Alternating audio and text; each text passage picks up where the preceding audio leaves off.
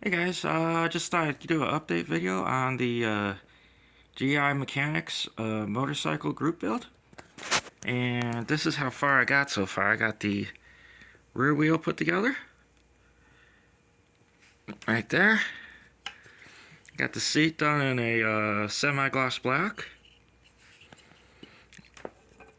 Almost done with the V-twin. I have to put the wiring and plugs on there.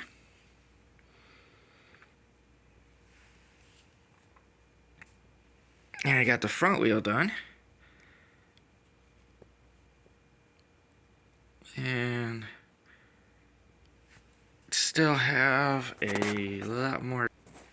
And I just have to say this kit is very unique and challenging at the same time.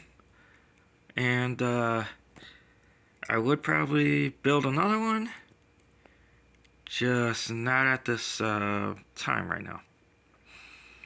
But it is a nice, good kit, very well detailed, and if you get the chance to pick one of these up, go ahead and get it and put it in your stash. I mean, for the one night scale, you get a very realistic looking V-twin here. And even if you're not a model builder, or you're just a Harley Davidson person, you'd probably want to pick it up.